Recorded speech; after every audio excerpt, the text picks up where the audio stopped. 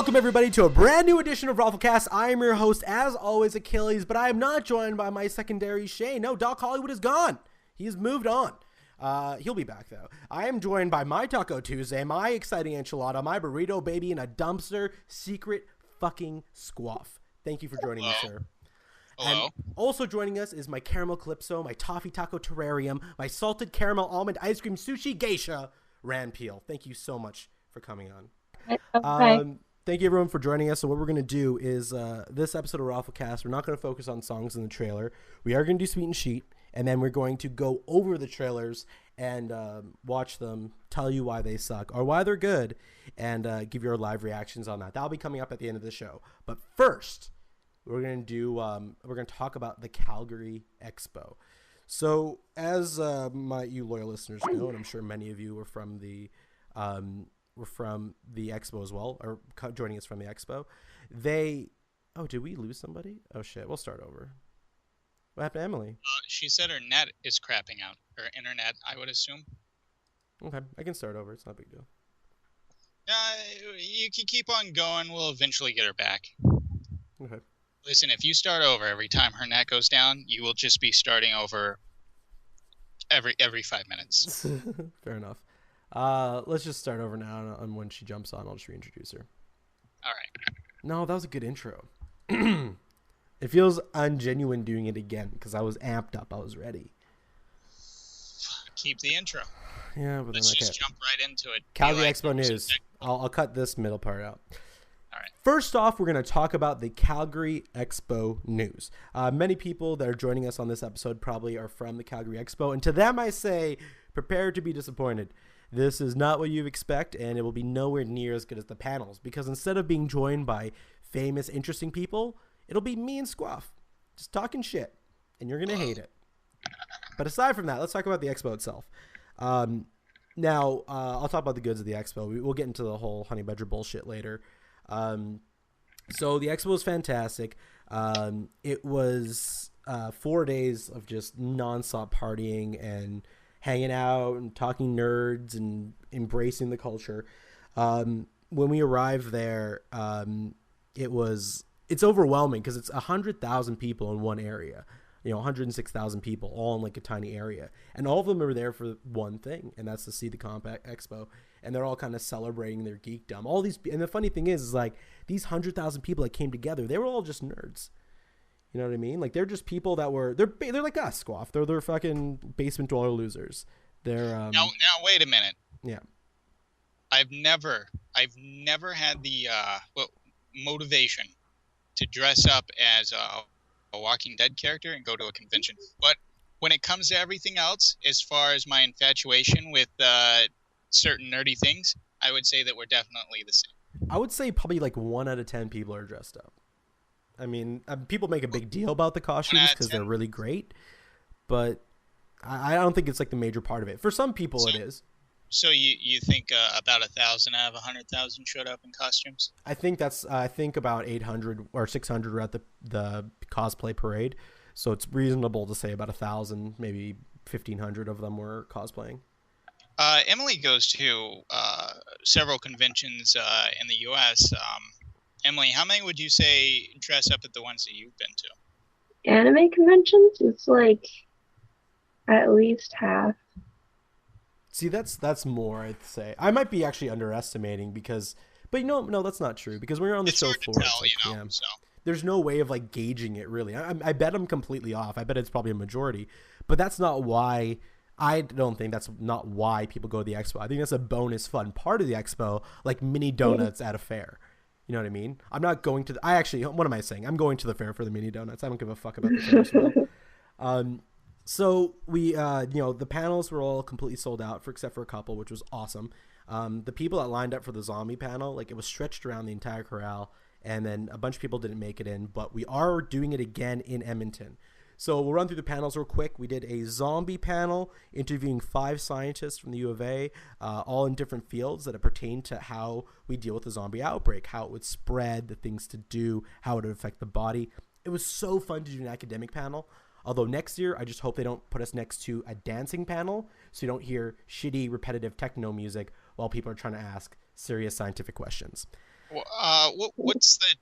Why is there a dancing? Like, do people like give their input in this dancing panel, or is it just people dancing? I heard repetitive music in the next room, so I had no idea. I'm assuming it was dancing because I heard some beats and people like cheering. So I don't know if that's like maybe the 404s had a yeah, maybe we're at the wrong place. I think maybe the 404s maybe had their dance troupe or something there doing a performance, whatever. But one thing they should do is schedule the academic panels in the morning, schedule the loud panels in the evening. That's how, that's a way that we could help. Anyway, so moving on to the next panels, the zombie one was fantastic. I want to thank everyone for coming out, and it was really really fun. The Boo and Rich talking science fiction comics is really fun. Boo and Rich, Richard Starkings writes Elephant Men. He wrote for Judge Dredd 2000 AD, and Boo Cook does the art for the Doctor Who comics. He does the Elephant Men covers as well. They're such fantastic guys. It was so fun to talk science fiction with them, and we had a nice engaged audience. And that was one where everyone was able to really come up and actually talk. We were having a dialogue, just like a group dialogue with people in the audience. So that's the type of and usually wouldn't be able to get the team on Judge Dredd to hang out with and just chat. But I think that's a cool part of the expo that some people might miss out on. I think that's something that you should definitely check out because the vendors are cool, but these one-on-one experiences with the people that make the stuff that you really love, I think that's the most rewarding part of the expo. So I've seen clips of I believe it was an expo probably in the United States where a artist on Batman actually live drew I believe both the Green Lantern and the Batman. Crazy. Do you ever get anything like that from the artists at Calgary Expo? Absolutely. So yeah, the great question. Tom Cook, the artist behind He-Man, She-Ra, Flintstones, Scooby-Doo, Smurfs, Heathcliff, Felix the Cat. Like you can just keep on going. He walked us through the entire process of how they animated it and did it and got it to screen. And these are all hand painted cells. They had thousands of racks they had to draw it on, and they had animators working all through the night and stuff. And all these other shows, he loved Thundercats and he loved G.I. Joe and he loved Transformers, but he just couldn't work on them because they all outsourced them to Japan, and they were the only American studio that was left. And of the 4 American studios that were around, 3 of them shut down. So he went through and was live doing it while on stage, showing us how he can create a He-Man into a cartoon. It was really amazing. That was a really fun one. That was really informative. That whole video will be up on ROFLcast.com. One of the other ones that was really fun was with Garrett Wong from Star Trek Voyager. He had an amazing show. It was a comedy show essentially. He was so funny. Ensign Harry came, for the people who aren't familiar. And then that was a really fun one. And then after that, we had Robert Nepper, who played Teabag in Prison Break and as well as the upcoming Hunger Game movies. And we got to get to know him. We got to hang out with him, really dig deep. And instead of just being teabag, it was a really engaging personal experience with Robert Nepper, and the audience got to be a part of that. And it was, I would say, just so much fun. And everyone had a great time, except for the Honey Badgers and got kicked out. But we will get into that later. We did interviews with them. We were there when it happened, which was really crazy. And thank you, Jen and Soman, for just an amazing weekend. They were super fun to hang out with. Okay, I'm done bragging. I had an amazing time. Oh, wait, one more thing I got to brag about.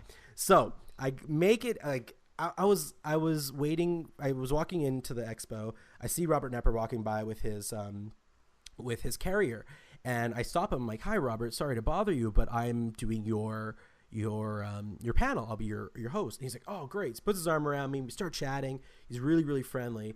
And he's going up to the gold room, which is where they keep all the celebrity guests. So we're going up there, and we run into David Ramsey, who plays John Diggle on Arrow. And he's like, "Holy shit, Clock King!" And they high five each other. He's like, "Why aren't you on the show, man? I want to see you back. You're such a fun villain." He's like, "Oh, I was just on The Flash." He's like, "God damn, that show's so good. We really got to step our shit up." It was a cool, fun moment to see this giant David Ramsey, so imposing, just joking and being like, "Man, I want to kick Arrow's ass. I want to get better on, I want Arrow to be better." And they were saying that there was just too many Prison Break characters on there, because they had Wentworth Miller, Dominic Collins, and and him, so it was like a Prison Break reunion. So they decided not to. It's odd to think about, because when I watched Prison Break, I think the worst thing about Prison Break was the plot revolved around them. They had to break out of prison, so after they broke out, they had to go back to prison to break out again, and that would. But on The Flash, their characters, they're different, and so as they are really good actors in this series of shows, they've got 2. They're adding an animated one, so who knows? They might show up on that one too. As that would be fucking cool. I would love if they had the animated show and they had the real people from the show, from the live action show, voice themselves in the animated show. That would be amazing. Here's the thing, though: the animated one is going to do crossovers with both the Arrow and the Flash, which means that the actress who does the voice of the animated character is going to have to show up, or they're going to have to do something. I would assume they are professionals. They're going to use an actress that they can have both on screen and off screen. So she's going to show up in those 2 shows, and then those main characters are going to show up in her show. So there's going to be crossover. I would expect them to use the guy who plays Arrow and the guy who plays Flash, and I would expect to see some supervillains crossover as well. I hope so. I would assume Talia, like they've been pushing her really hard, I would assume she's going to show up in the animated show, because they seem to they really want her to be in these shows. They really, it's odd to think that they have Ra's al Ghul in this show, because they also have Gotham, and Gotham doesn't seem to be connected to these other ones. So what are they going to do with that? Like, is it going to be a completely different Ra's al Ghul that shows up in that? But we'll see. I wonder, because they're on different networks, so they can't technically cross over. Yeah, it's really weird. I'm thinking there's going to be some licensing issues. Again, Batman isn't in Gotham, so that might be another thing. They might not do Ra's al Ghul at all, because that's definitely a Batman villain, not a Gotham villain. Oh, totally, yeah. But I mean, Ra's has a long history with Gotham. Like, he's been part of it for a long time, so I wouldn't be surprised. And, these shows, I'm never surprised at the liberties that they take. Anyway, let's get back to it. So, me and Clock King and Teabag are walking in. We get into the back. All the staff are there, and they see Teabag, and everyone starts clapping because just seeing him, and everyone was excited to see him. So we're on the back of a golf cart. So I stand up and start bowing, and then he starts bowing to me, and the entire crowd starts cheering louder, which is even funnier. And really got to steal the moment from him, which is my closest thing to fame I'll ever have. And then we went to breakfast, and so he goes like, come in the washroom with me, I want to chat. So we're chatting, we're standing in the bathroom for like half an hour talking, and I'm like, maybe I should step outside. And the dude, the main editor of crack.com, who I got wasted with the night before, we shut down the bar the night before, he walks in like hungover. Me and him give each other like a fist bump and a grin, and he's going to the bathroom, and I'm trying to stand in there talk to Robert Nepper, and what must have been like the most awkward fucking situation ever. So I get out of there. He's like, you want to come in the gold room? And because I'm a moderator, not a celebrity guest, I don't get into the gold room. So I was like, oh, I'm not allowed. So he goes and he asks the guy if I'm allowed. And he like pleads with the guy, and he gets me in and my friend in. So we go in and we sit down at the table. And at the table sitting next to me is Peter Cullen, fucking Optimus Prime. Next to him is Robert Nepper. Next to him is Skeet Ulrich from Jericho and Scream, the killer from Scream. Behind him is Carl Weathers. Behind me is Harry Kim again. It was fucking insane. And we just sat there and we talked podcasting, we talked life, we talked food, and I like was bugging Peter Cullen a little bit to like do the voice for me, because like I grew up on Transformers, and Optimus taught me about life and death, and like he was really fatherly figure to me. And he's like, I fucking hate doing it, like it hurts my voice. And I'm like, okay buddy. He's like, I don't want to do it anymore. I'm like, I understand. But then later he was like, Achilles, pass the salt. And I was like, yes, thank you so much for that. That was probably the coolest moment of the expo. Okay, now I'm done bragging. But doesn't that sound like fun? Everyone should be part of the expo. Yeah, I think if as long as they don't kick you out, it's probably fun. Yeah, I mean, people are hearing a lot of these negative experiences, but these are the type of experiences that you can have when you're there. Like, my only negative experience with the expo staff was when I was in the gold room. It was breakfast time. We were there very early. And Nepper was like, come have breakfast, because they have food, massage chairs, all that stuff in there. And I was like, oh, I'm okay, I don't want anything. And the guy who didn't want me in there at first, I asked him, and he was like, no, you can't come in. And then Nepper begged him to, and he's like, fine, you can come in. But he was like standing behind me and stuff. And then finally, like, Nepper just keeps calling me over for food while I'm sitting at the table, and I was like, hey, I walk over, and then the guy steps in front of me. He's like, no. I'm like, he's calling me over. What do you want from me? This is awkward. And he's like, fine, you can take a little bit, I guess. So he let me take a couple pieces of cheese and a cracker, and I'm like, I've never felt so fucking low class and shitty in my life. Like, he embarrassed me in front of my heroes, and like, fuck that guy. Like, everything else it was amazing that whole week, and that one piece of shit made me feel like garbage because he felt like that was important. You gotta look at it from his perspective, though. He's got this job where he does have to assign you to a lower class than these other guys. And so but if I'm in the room, just give me the rights to have a fucking yogurt. Well, again, he's been trained, so yeah, it does suck. But yeah, but when I was over at the table and he was calling me over for like 20 minutes, telling me to come eat, he could have intercepted that point. He's like, sorry, just that because he's not on the list, we're unable to offer him the other facilities. He can be here while you guys chat about your panel. But, you know, that would have been fine. But he just sat there and stared at me and like mad dogged me. And I was like, I don't know what that means. You're a piece of shit. Probably wasn't. Wait. If you're listening to this, please go fuck yourself. And ever see you on the street, I'm going to slap you. Anyway. That's probably why he didn't work public relations, though. Well, he was PR. That's a weird thing.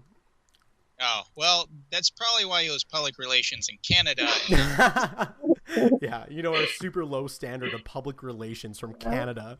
We clearly have a public relations problem here. All right, let's get into the movies. I like to brag. I got it all in my system. I feel good. Everyone now knows that my life is better than theirs.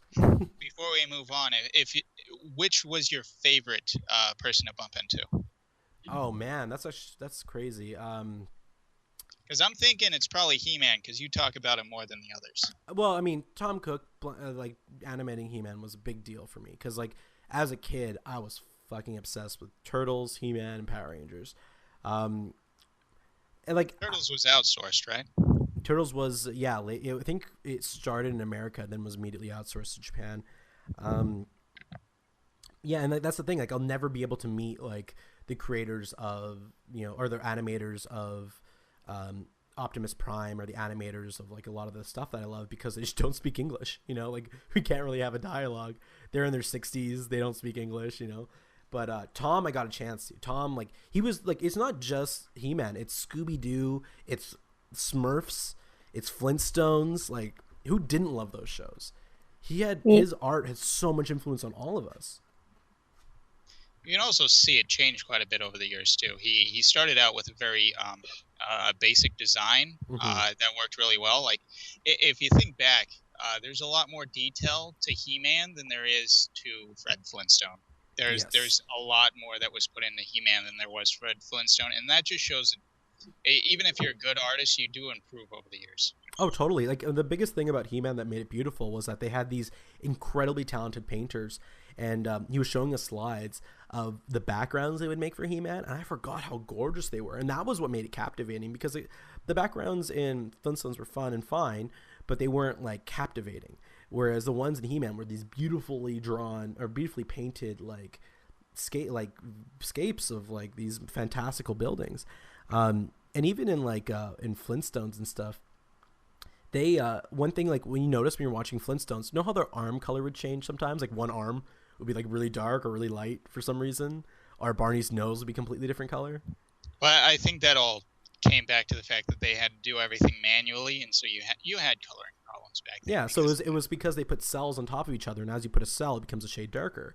So you would have to layer these cells in order to take the photograph for the thing. So if they didn't coordinate what color, because they'd have to do it darker if it was at like a cell level of 4 versus a cell level of 1, like things like that we would never think of, and it's just like, it's so technical and so extreme. But they had 4 days to make an episode, 4 days, so they just didn't have time for that shit. Well, it's a good thing they did cells instead of doing it the Disney way and hand drawing everything. Well, that's what they did. It was hand-drawn cells, hand-drawn, hand-painted cells. And well, no, in Disney, you have to do every scene, each frame. You cannot do a cell. You have to draw everything. Okay. Yeah, a lot of the stuff was recycled, obviously, on He-Man, because you have to, right? Well, yeah. Disney has a budget where they can hire, you know, a team of animators, not just 4 animators. And, you know, Tom's the one. Like, what was that? You can think You can thank Snow White for that. I mean, they keep the same quality that they went with Snow White because that was such a high level of quality. To this day, the rotoscoping on Snow White is so fluid, it's crazy. And I bet if you ask like the average teen, they will have no idea when Snow White actually came out because it does not look its age. Oh, absolutely not. I mean, even Pinocchio. But the remastered Pinocchio, like if you ask a kid when that came out and you told him it was in the 50s, he'd be like, "What the fuck are you talking about?" Like, there's no way. It's like it could have came out. No, 32. Wait, didn't Pinocchio come out like a million years ago? Let me check. It is. I believe it's the second oldest. Snow White is the oldest. The oldest, yeah. So Pinocchio, 1940, yeah. So, 2002. My mistake. All right, let's get into Sweet or Sheet. Emily, I need some music. Can you riff something? Beatbox? I know you're a pro beatboxer. What? No. Just do your pentatonics beats, please. Is that good? Yeah, that's great. That'll permanently be the intro for Sweet or Sheet. Now, in Sweet or Sheet, what we do is this is lightning round. We're going to go through news, and then my two guests can determine whether it's sweet news or if it's sheet news. First off, Vince Gilligan not returning for the X-Men revival. Sweet or sheet? Sheet. Sheet. It's horribly sheet. I understand Better Call Saul needs Vince Gilligan, and that show is amazing. But Vince Gilligan is what made X-Files really good. You know what I mean? He was a huge part of that. And without him, I mean, well, then again, X-Files has had so much bad iterations. Like, name one good X-Files movie of the two. The one where they were actually dealing with something supernatural was a little bit better. So one. Whereas the second one was just made no sense. No, the second one was garbage. Yeah, it was Scooby-Doo, the X-Files movie. Yeah, that's what it was. They were like, oh, I know what people want to see in an X-Files movie. A mystery. It's like, no, nigga, we want to get some fucking answers. And this show has been like alluding to a whole bigger backstory without ever paying it off for way too long. But it was so good and so well written that no one cared. But I think it's time that we got some of that. I think it's time where you start picking up those loose ends and tying them together. It's like what Jeff Johns did with the Green Lantern saga when he did Brightest Day, Darkest Night. The opposite of green on the color wheel is yellow, and that's why green is susceptible to yellow. And then they went around the color wheel, and that's what's susceptible to what? You know, he just made, you know, used light dynamics in order to make it make sense. Whereas back in the day, they just made him allergic to yellow because Sinestro was yellow. You know, whatever the intentions were of X-Files coming in, it always alluded to that deeper story, and I hope they get there. I think Vince Gilligan is a really good person to tease that out, and I'm just disappointed he's not there. Well, this is just a theory, but I've noticed that Marvel and DC Comics really likes to use yellow to represent their evil characters. Yes. I think they try to associate the color yellow with evil in these comic books. I think it's easier for them as artists, and it's easier on people trying to read the comic books because you can only have so many words on a page. Yeah, and color is like, it's a way to make the enemies colorful, pop off the page, and still look menacing. Like, let's go through the yellows. Sinestro, MODOK. That's all I can think of. Half of Spider-Man's bad guys. You got Electro. You have the other electric character that Spider-Man also fights. Shocker. Yeah. There's yellow on some of the other villains. Sometimes like you'll have a villain that's supposed to be green, but he's yellow for some reason, and I think that's them getting confused. Yeah. Alternate Flash. Really Evil Flash is yellow. Oh yeah, Reverse Flash. Sinestro, obviously. Sinestro. Was there any Supermans that had yellow on them? I believe. I'm sure there was. I know. MODOK. Not MODOK. What's his name? Mongol. His yellow skin. He's the enemy of Superman. You've got the evil version of Superman that they had on Marvel called Hyperion. You even had like a yellow version of Superman that took over for him during the death and rise of Superman. I can't remember what his name is, but it's similar. The Pantera chick, she's yellow. Slade is yellow. Not Roguestar, Deathstroke. The Japs are yellow. Japs are yellow. The most evil of anything in any Marvel universe. That's why they're all yellow. Emily figured it out. You've also got Kraven the Hunter. Kraven. Yeah, in Sabretooth. Wolverine is yellow. He's we really all tapped into something. That's interesting. I heard that like Cyclops yellow is the most irritating color on your eyes. Maybe is that the reason? Maybe. It's really odd that they don't use red as much as yellow because red just looks Comics better. Code on Authority had a problem with it because the red that they were using initially had like some sort of like lead poisoning in it. It was like red 32, so they like had to stop using it, and like they stopped using red for a while, and it was like it made the Superman comics super expensive because they had to get like outsourced dye for his cape. That's pretty terrible. Interesting story, man. Okay, so we've tapped in that yellow superheroes are evil. There we go. If you're yellow, you're evil. You're Asian, you're evil. You're Thanos, you're evil. Okay, Minion, you're evil. Galactus. Donald Duck's beak, you're evil. The yellow and the bat symbol, all evil. We've learned something. We've learned something today. All right. Other than that, let's go into Spider-Man news. Spider-Man actors shortlist includes Asa Butterfield, Nat Wolff, and Tom Holland. Sweet or sheet? I recognized one name. Nat Wolff is a gentleman from The Fault in Our Stars, a young boy from The Fault in Our Stars. Oh, yeah. Asa Butterfield is Ender from Ender's Game, and Tom Holland is from The Impossible. I'll give it a sweet since it's known actors. I don't like the idea of rebooting it. Rebooting Spider-Man? Yeah, I think they should just keep on using Andrew Garfield. Oh, who's I don't really like Andrew Garfield. How come? It looks not nice. It's not good. It looks, I don't know. It doesn't feel genuine, I guess. Really? The 90s cartoon Spider-Man. The 90s cartoon Spider-Man has kind of always stuck with me as to how Spider-Man's supposed to look. Now, I understand that the 90s cartoon Spider-Man is not what Spider-Man looks like in the comics. But that's always stuck with me. Like, he's just enough nerd and just enough jock that you can believe he's Spider-Man. Well, I mean, he was also... I don't know. When I looked at him, I didn't see a nerd. I just saw like a huge, like, white All-American football quarterback. Emily, are you talking about Garfield? Yeah. Okay, I think he's talking about 90s cartoon. Oh, that's right, the 90s cartoon. Oh. Whereas Garfield, I actually think, is a dork. Like, I like Spider-Man, but I wasn't like a huge Spider-Man fan growing up. That's not fair. I did like Spider-Man, but when what I read for Spider-Man was like Maximum Carnage, Clone Saga, like the garbage years of Spider-Man, essentially. Like when Spider-Man sucked hard. So it never really stuck with me like a lot. Whereas when I read Ultimate Spider-Man, I fucking loved it. Like Bendis and what's his name's run on that. That's the longest run in history for any artist writer combo. They beat Jack Lee and Stan Kirby's X-Men run by a few issues. And that Ultimate Spider-Man one is the one that stuck with me. And if you read Ultimate Spider-Man, you watch the Andrew Garfield one, like, oh yeah, they nailed it. Like, that's him. But if you didn't grow up with him or you have a different vision of what he can be, then it doesn't. But I don't get like the disingenuous part. I think he's an amazing actor, and I think he's like, you don't think he feels wait a minute. I think you nailed it though. Isn't the one that they just did the last reboot? Wasn't that Amazing Spider-Man? They did some elements from Amazing Spider-Man, but I would say it's more Ultimate Spider-Man than Amazing Spider-Man.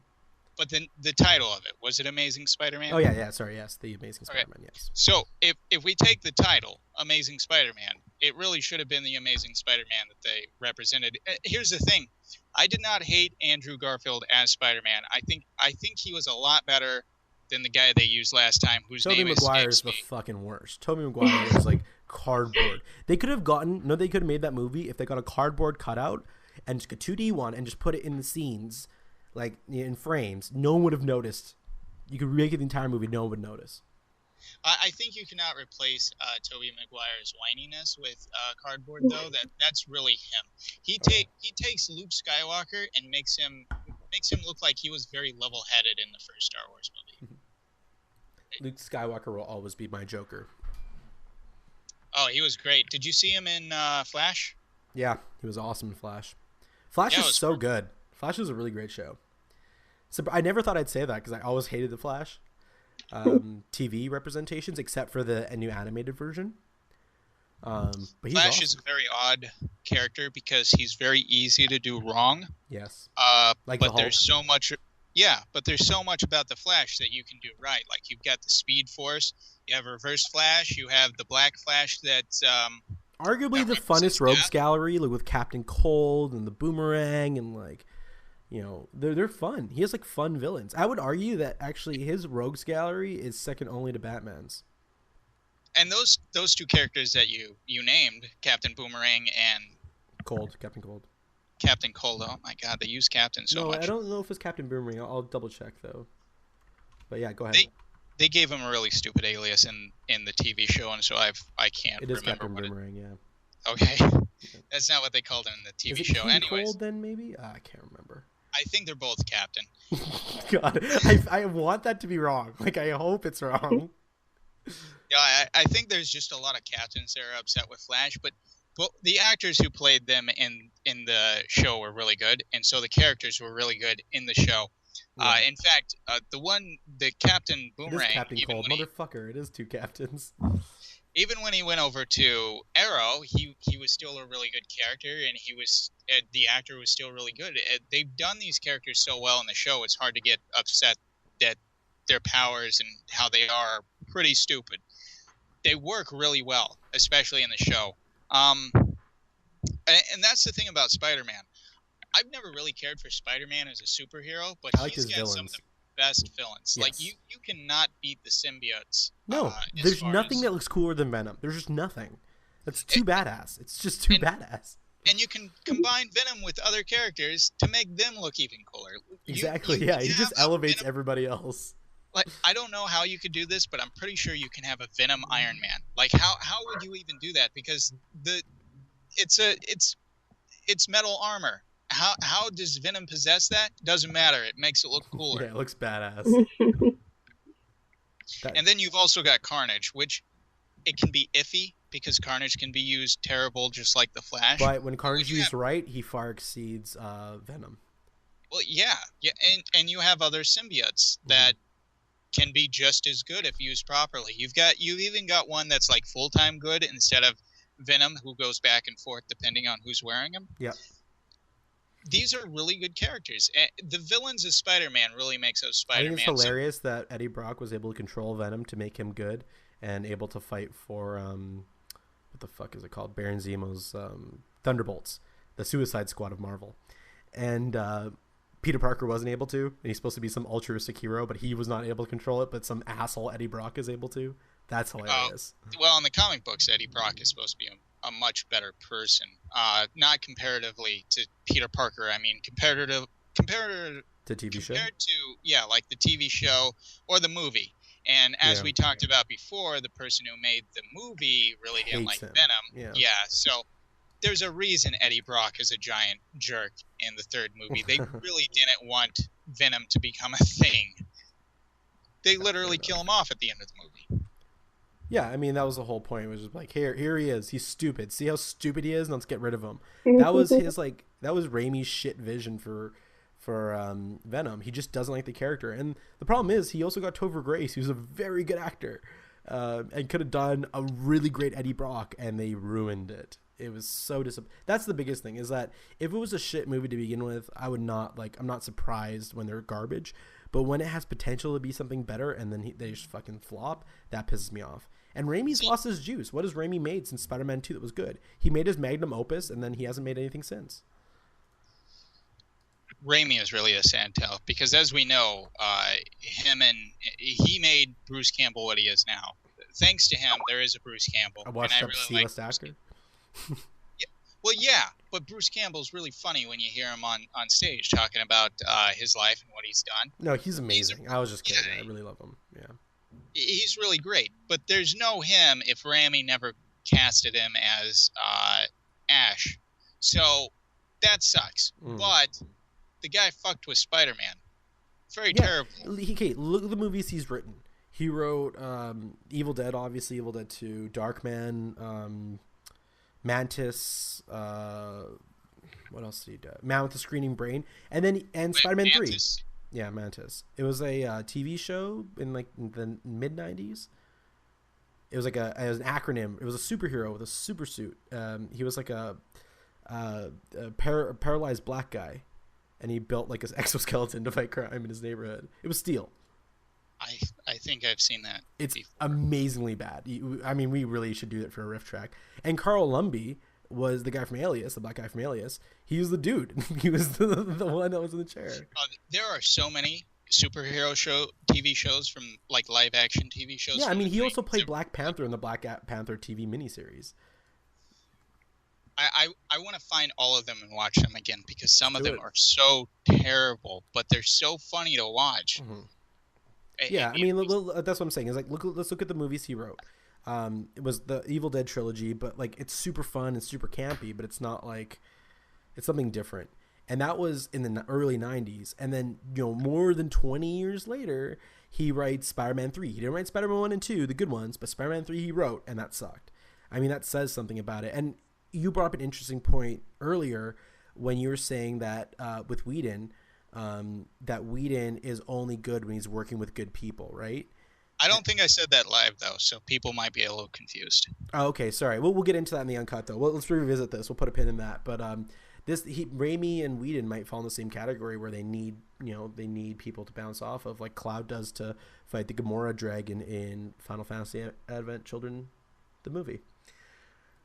No? Okay. So speaking of superhero movies, let's go into some more news.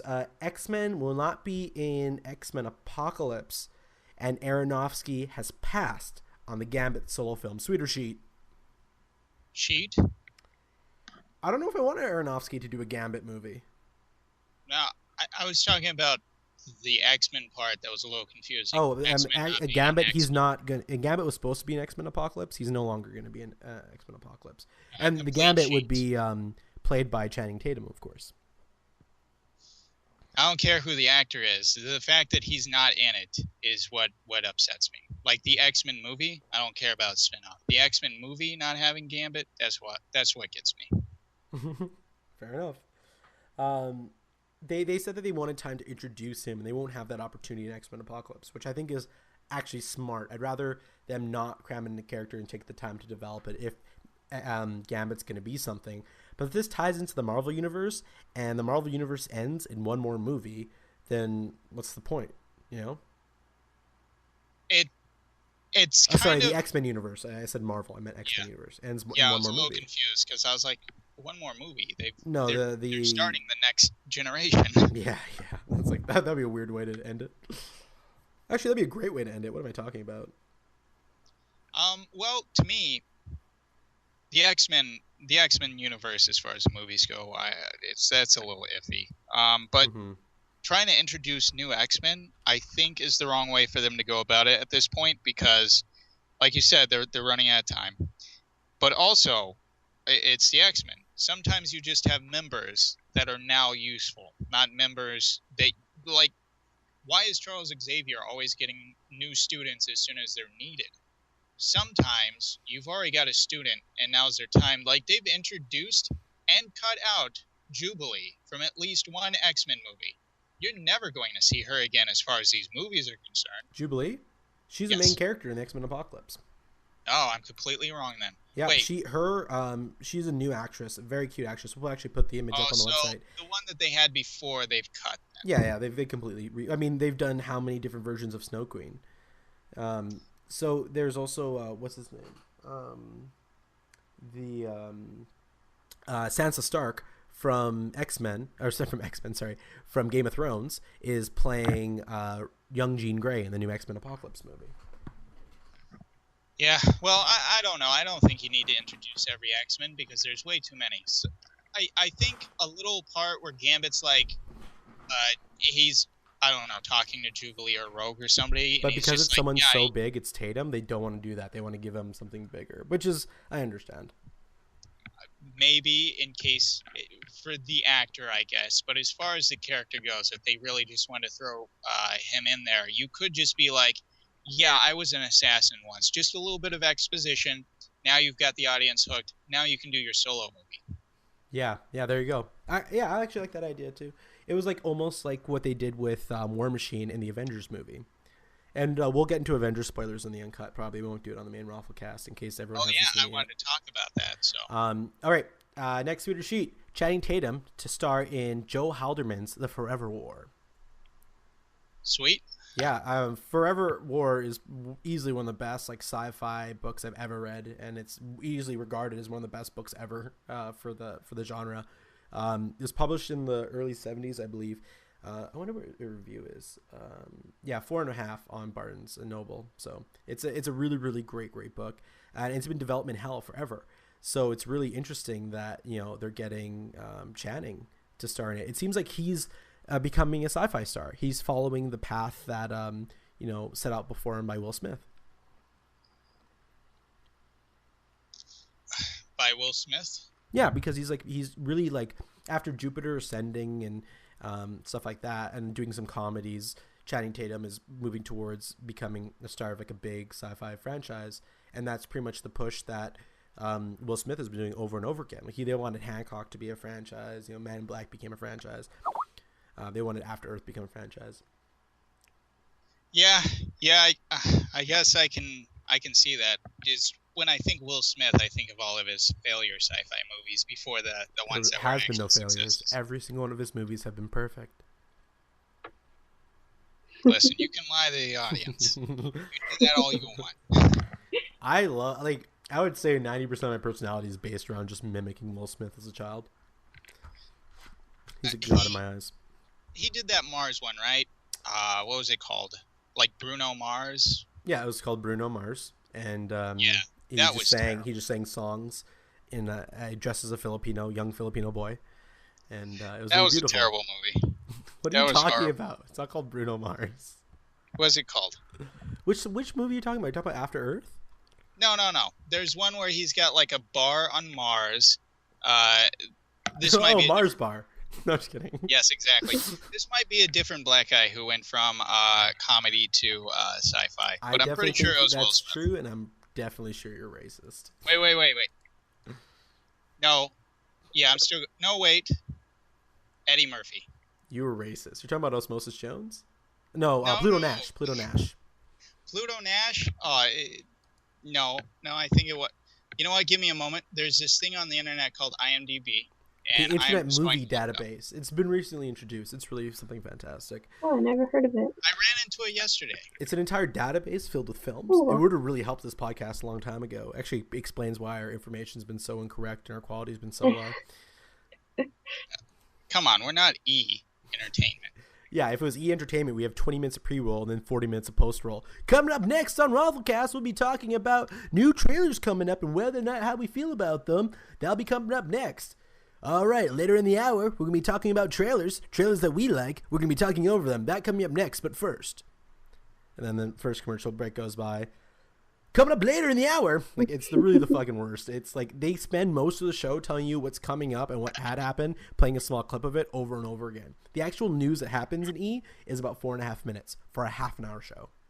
Okay, I'd like to change what I said before. It's Eddie Murphy who has really crappy sci-fi movies. Will Smith just has really boring sci-fi. He has one really crappy sci-fi movie.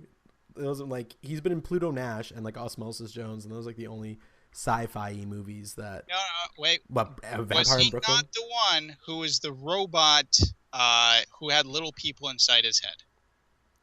Yes, I'm pretty sure that one was Eddie. him. That's right. Damn it! I forgot. That's a new one too. I forgot about that one. Yeah. See, I didn't hate that one, but it was still a bad movie. I hated it because I never saw it. The movies that like Will Smith did were like obviously Men in Black. He did iRobot, Enemy of the State, Wild Wild West, Karate Kid. I guess he produced Hancock. Those types of movies is what I mean. Like they're trying to build that sci-fi franchise around them. Okay, yeah, it was definitely called Pluto Nash, and that was a terrible movie. I told you can't mess with this G, man. I know my Eddie Murphy movies. Anyway, Ridley Scott's working with Channing Tatum on The Forever War. This is good news. The screenwriter for Prometheus is doing it. John Spaeths. I don't know if that's a good thing or not. Is this the last person who did writing on Prometheus? I think he's one of the 6 people who did the writing on Prometheus. We all know way too many people had their hands in that. Now we're gonna do the lightning round, where we're gonna do Star Wars news. This is one, so both Emily and David, I want you guys to fucking nail this shit. All right, ready? Wait, before we start, Emily, if you cannot figure out whether you want it to be sweet or sheet, or Say you're just anything. confused, yes, I'll just copy you. whatever. I'll also cut out this middle part right here because I said David. Well, Okay, go ahead. I'm hearing shit. Is someone playing something? That was coming from you. Weird. Okay. Okay, hold on. All right, next up is a sweet or sweet lightning round. Here, Squaff and Emily are going to show down to see what is sweet or sheet with our special. Fuck, I messed that over. Next up is our sweet or sheet lightning round. Emily and Squaff are going to show down to see what is sweet or sheet in the Star Wars universe. So here's our first bit of news. Stevie Yeldon is the cinematographer for Star Wars Episode 8. Sweet or sheet? I have no idea who he is, by the way. Sweet. So Steve Yeldon worked with Rian Johnson on 3 movies: Brick, Brothers Bloom, and Looper. So he'll be doing the cinematography. Is that sweet or is that sheet? Sweet. Sweet. I liked Looper. I thought it looked good. I thought Brick looked good. But I don't know if that style works really well for sci-fi. Action sci-fi? I was going to say Looper is sci-fi. We'll see. We'll see how well it works. He does a lot of close-ups, and I think that works well when you're doing explosions in space, which I was told there's not going to be a lot of space in the next Star Wars. That pisses me off because I want wars with stars. Yes, but I do expect explosions. We did see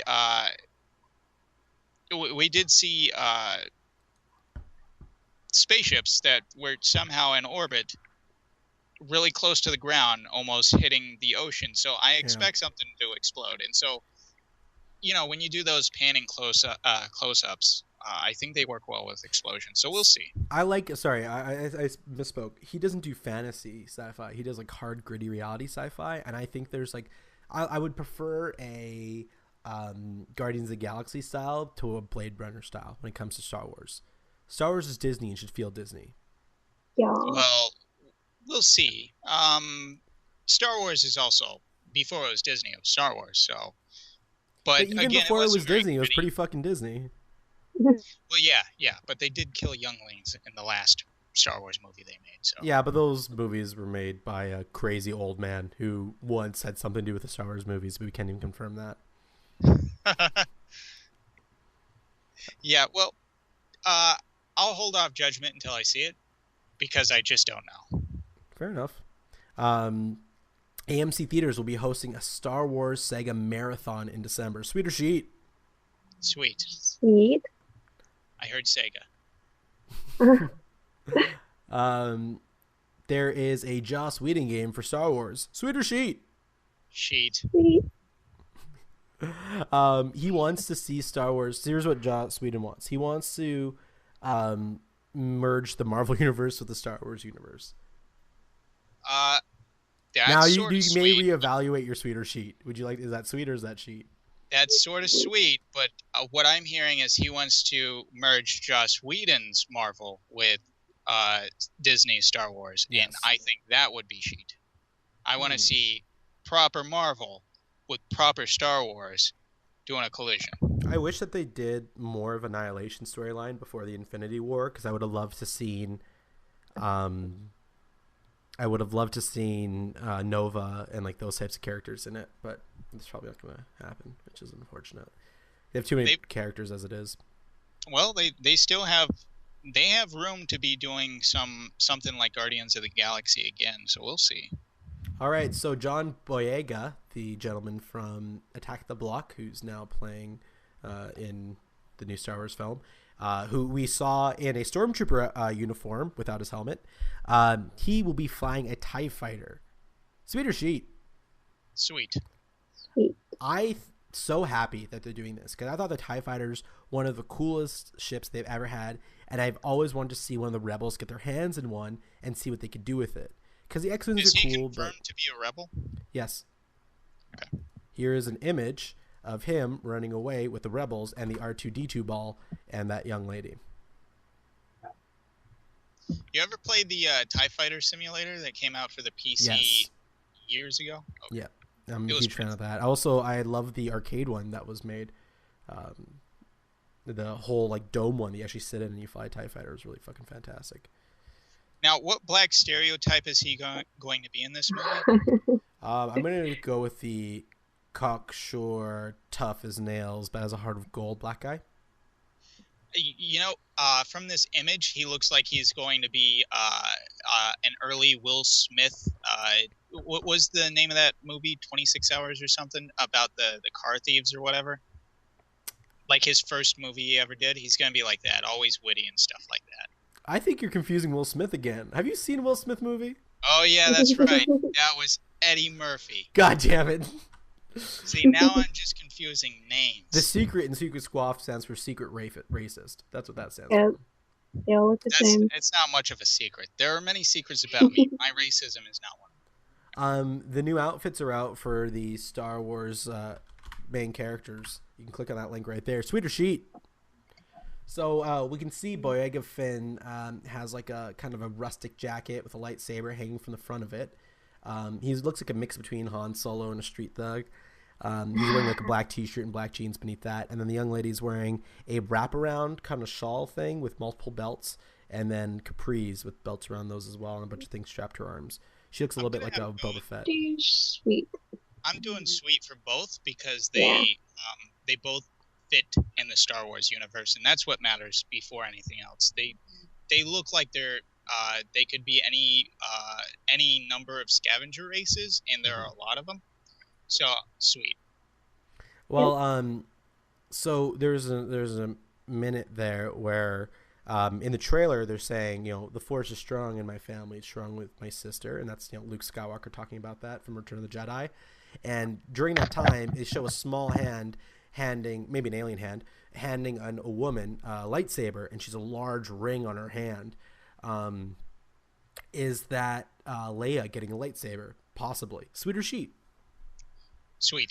You guys are okay with Leia learning the Force well after the fact? Yeah. I don't. There are many different kinds of Force users in the expanded universe. Obviously, they've said they're not going to use that, but as we know, they can still pull bits and pieces. So it's possible, and so there are many different kinds of ways of kinds of Jedi. Like we didn't get to see it in the prequels for whatever reason, but there's actually Jedis called Sentinels, which are not, as I recall, the Sentinels aren't very combat heavy. They're more like, I believe they're the it's been so long since I've like read up on this stuff, but I believe they're the diplomat kinds, and they're more heavy on the Force persuasion and stuff like that. So I think even if she gets a lightsaber, because they have to give her a lightsaber, it's iconic. The lightsabers are well overused. We'll talk about that. But it's iconic. You can't get around it. They're going to have to give her one. It sells money. Literally, they just get money for handing people lightsabers. Who buys money? Yeah, so and she's still a princess of a planet that doesn't exist anymore. So they're going to give her a role like that is what I feel they would do. Plus, Leia herself would be too old. Now, it could be a younger Solo or Skywalker that's getting or their daughter Skywalker, you know. Yes. So we'll just have to see when it happens. I assume Leia's last name is now Solo. I mean, it'd be.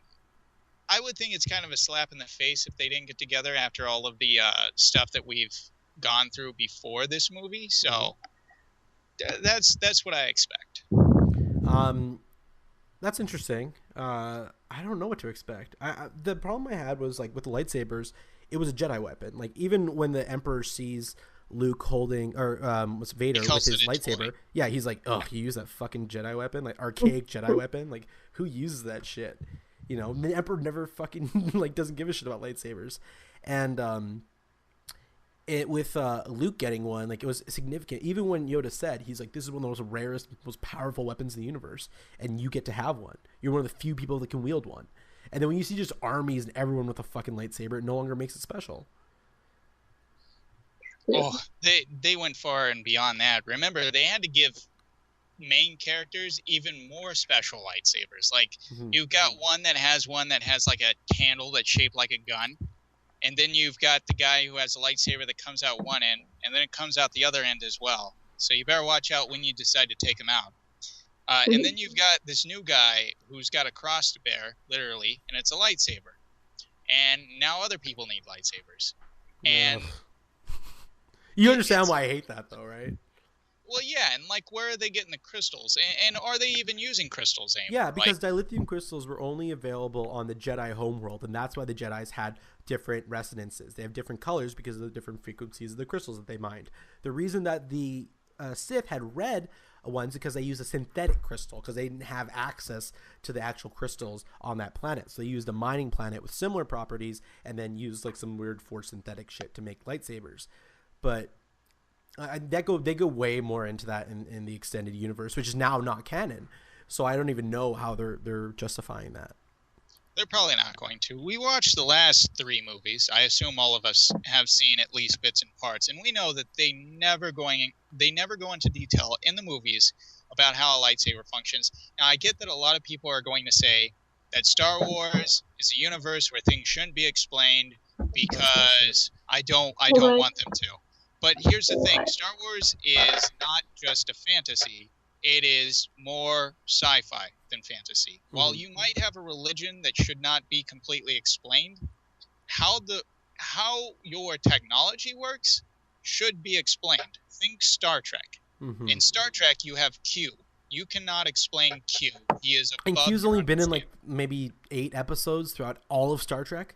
But yeah, he's Star Trek's lightsaber used properly. Exactly. Everyone remembers Q as like the most prolific villain of all time. When you look at the amount of episodes he's in less episodes than Neelix. Who the fuck is Neelix? And I completely said that wrong. He is their religion, but not their religion. No, he's like the religion. I think you spoke right first time. I think he is a weapon. I think he is like the lightsaber. He's an amazing, powerful weapon. A creationer of the universe, and they use him sparingly, and that's what makes him interesting. But a lightsaber is technology, and here's the part that I was getting to. In Star Trek, you cannot explain Q. He is a religion of sorts, as in he was just around before the Big Bang. Yeah, you cannot understand Q. Q is too powerful for a human to understand, but you can understand to some extent how warp drives work. And that is a lightsaber. A lightsaber is a piece of technology where you should be able to explain to the audience how the technology works to some extent without using midichlorians. Yeah. So in one of the movies, if they really wanted to do their technology right, you would get into how it works to some extent. You know how the Millennium Falcon works because they tell you in the first movie. Yes, they tell you how fast it goes, how old it is. They actually tell you how fast it goes by using a unit of distance as a unit of time. Parsecs, fucking morons. Anyway. Well, yeah. That's one thing I hated most about Star Wars. But beyond their stupidity, they did technology right because they gave you enough to understand the technology. Right. Okay, well, let's go on to another sweeter sheet. The R2-D2 ball, who's called B88 or BB8, is going to be the co-pilot and like the secondary character to the main character. Sweeter sheet. Sweet. He's going to be flying in the back of the X-wing and stuff. Sweeter sheet. Sweet. All right. Why do you like the B88 or BB8? Oh, misunderstanding. I don't like him. I don't dislike him, and so as long as he's not turned into Jar Jar Binks, I think they can do just fine. That's the thing. As far as sidekicks go, having one that doesn't talk is way better than what Jar Jar Binks is. But, yeah. So, plus the androids have always been sidekicks in the movies. Yep. There's not a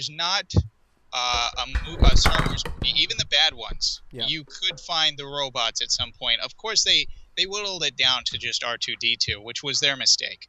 C-3PO is important in that relationship. Oh, yeah. But in the old movies, they were the sidekicks to Luke Skywalker. Yes. You could go through a lot of the movie without seeing Han Solo or Leia, but at some point you're going to have to see R2-D2 and C-3PO. C-3PO is literally a stand-in for the audience. He is the confused guy helping the audience to figure shit out. No, he's a robot built by Darth Vader. Oh man, I live in a junk planet, but I have enough. I'm a slave, but I have enough money to build a fully functioning droid. No, but he still works in that capacity in the first movie because he wakes up and he's like, "Oh, I'm naked," and then he goes back to sleep, and that's exactly how I felt.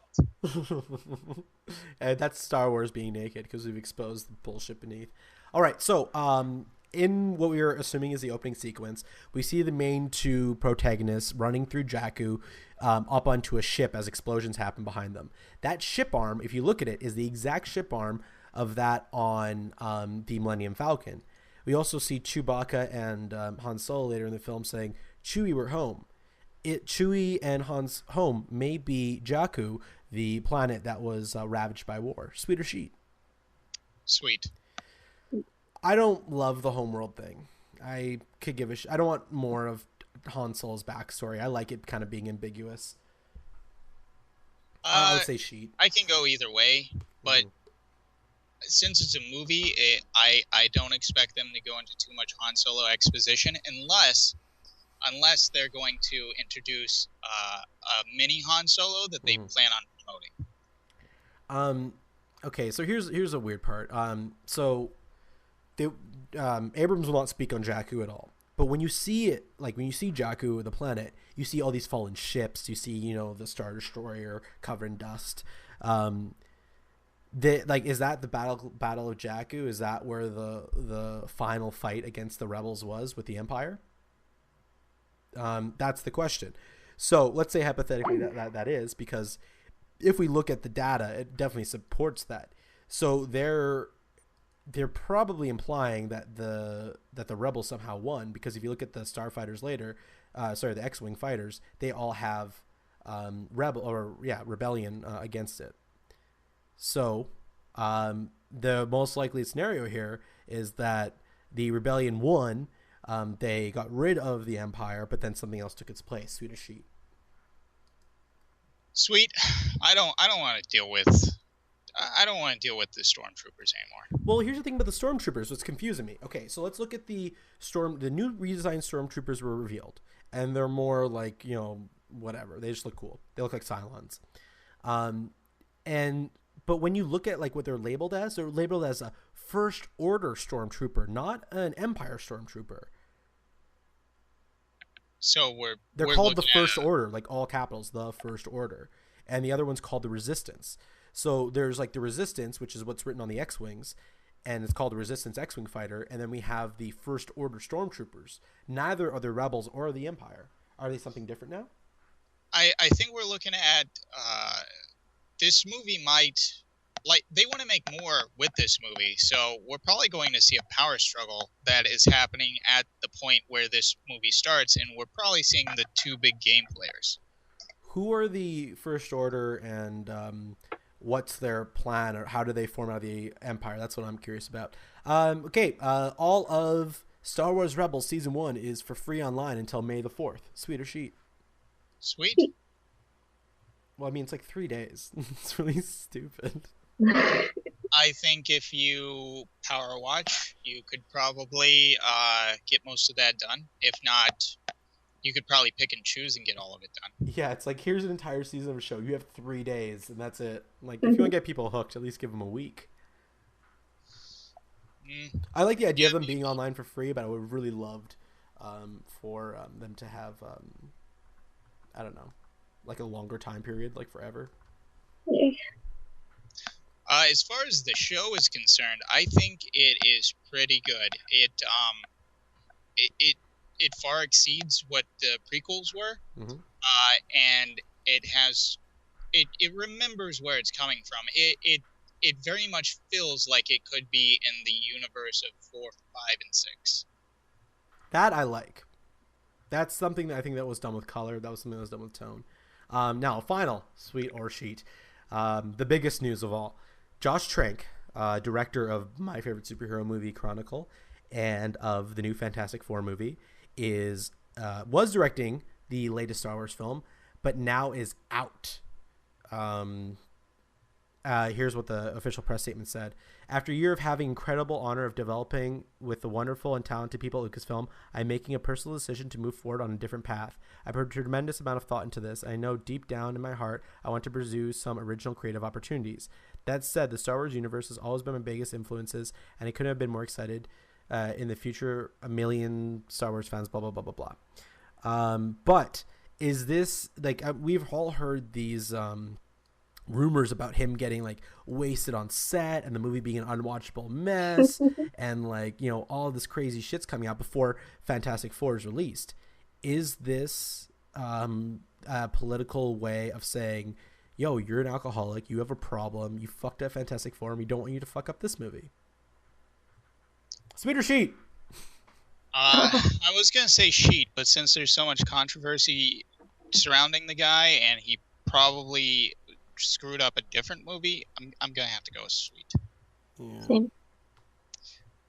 I just don't like it when like they have to replace people for movies like this, because that causes problems in and of itself. Even if that person is kind of bad for the movie, it sometimes becomes worse to try to replace them. Oh, totally. And then someone's saying that at CinemaCon in Vegas that they ever knew this was coming because Jeff Snyder had a private story with a Disney executive about him, and that's maybe what got him off. But he was also working on a standalone film. But which standalone film was he working on? Was it Boba Fett? Was it Han Solo? Like, we just don't know. I fucking love Chronicle. I think it's a masterpiece. And he's a really, really great director. He made that movie with $12 million. It was better than any superhero movie I've seen up to that point. You know, like, that's incredible. And he doesn't like to be photographed. He was rarely photographed. He doesn't go on social media. He fights with reporters. Like, he's a crazy artist. But isn't that, like, the type of people you want making your crazy movies? Like, wouldn't he make, like, a masterpiece? Even though he's crazy and it could be adult and be fucking difficult, imagine the masterpiece that could come out of that if they just had someone who could control them and put them on the right direction. These artists are all crazy. Just need to harness it. Well, we won't be able to find out now. Yeah. Sometimes, and we talked about this before, sometimes not everybody makes up a watch. Sometimes they make up a cogwheel, and you need to put them with pieces that fit if you want to see something good. Yeah. I wish that he was actually doing a Leia spin-off film. That'd be really cool. I would love to see an old badass kind of getting back into the action. That'd be really cool. And he would be a great person to do it. He might have did Leia. We'd have to get her insight. Yeah. Well, that's the last. It looks like there's a lot more sweet than sheet. So Star Wars, I think overall, we're pretty sweet on it. Kick your talk. Age of Ultron has second biggest single day ever. Ever. What does that mean? It means that Harry Potter still kicked its ass. 84.5 million versus 91 million. Well, but let's be real here. Harry Potter built you up to watch the movie first, and while Age of Ultron did something similar, none of this was leading up to Ultron. Ultron just appeared in this movie randomly about halfway through. Like, there was no lead up, there's no allusion to Ultron, none of that. All of this had nothing to do with this movie. I'm talking about people trying to I'm talking about Marvel trying to get you into watching the movie, like what they did beforehand to get you in. Yeah, that's what I mean. That's why I think Deathly Hallows had more money, because all 7 movies were leading up to the fight between Harry and Voldemort. You know what I mean? Whereas nothing in this movie was like, oh, we're waiting for this moment.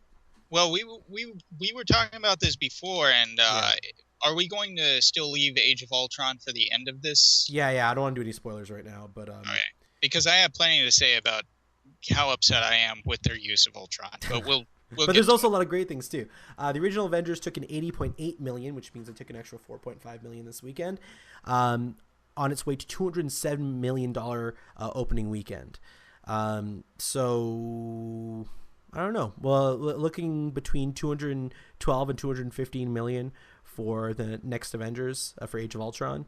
But we'll have to see how it ends up today, actually. Today is the big day. It's Saturday. So I'm not sure. Well, I really hope that Age of Ultron beats Furious 7's record-setting weekend. I really, really hope it does. But funny thing about it is that on Rotten Tomatoes, Fast and Furious 7 has 81% and Age of Ultron has 75%. I don't blame Rotten Tomatoes, but at the same time, Fast and Furious has always been garbage. I can't see how people would give it a high rating. Yeah, it's pretty crazy. I'm shocked about how, like, I don't know. I'm really shocked that is higher rated than Age of Ultron, because like I've seen both and they're not the same. I think it's because Fast and the Furious has lost its normies a long time ago, and the only people watching it now are the same people who watched the first movie. So they're the only ones reviewing that. So yeah, that's exactly it. Because by the seventh one, like, if you know you don't like it, you would have tapped out by now. You know, they have a formula. By the seventh one, you're not like, oh wait, I don't like this. Like, no, you're just like, yeah, this is garbage. Yeah. If you watched the first 3 movies and you thought those were bad, it can't get better. Like, you've seen that's all of their ideas in those 3 movies. You've got all of and don't expect the same ideas from the first one to get passed along pretty well, because they're going to stick with the formula that worked best, and that was Too Fast, Too Furious. And you're going to see that over and over again. So that's the only people watching that one. But Age of Ultron is trying to get a much bigger audience, because it can't rely on just comic book nerds. It can't. The movie would fail if it tried to rely on just those people, because they're a minority in comparison to who typically watches movies. So the fact that they got a lower rating, I'm fine with, because I want them to work towards better, but I also want them to succeed. Are you just going to motivate them? Like, that's an interesting, idealistic way of looking at it. But I also want them to do well, because I don't want them going, well, this is just a failure. We're Disney. We're going to move on to something else, because I want more Captain America. I want to see them do Captain America even better. Captain America 3 is coming out. And Civil War is, I think, where everyone's going to be like, oh, Captain America's really sweet. Yeah, well, and again, this more stuff that we have to talk about Age of Ultron. I am hoping that Captain America's character is finally polished, like he finally becomes the Captain America that we know from the comic books. And then you've got the third Avengers movie, and they introduced. We'll talk about that again. I can't go into it. Fair enough. We're going to have to leave all of that for the end. Never mind. You guys will have to tune in for the uncut if you want any Avengers spoilers, but we'll also have other things we'll be discussing in there as well. So there'll be a lot of great content in there. We're going to wrap up. We can't even talk about Infinity Wars until we talk about it. Until we watch about this. All right, let's wrap up with this level of ROFLcast.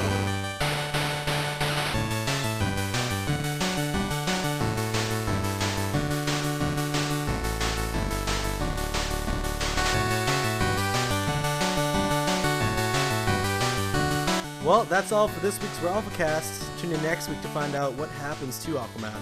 Guaranteed nothing. Although Jason Momoa as Aquaman is pretty fucking hot. Quick recap, we covered Sweet Sheet for Star Wars, we watched a bunch of trailers, and we talked about a bunch of movies. Thank you everyone for joining us.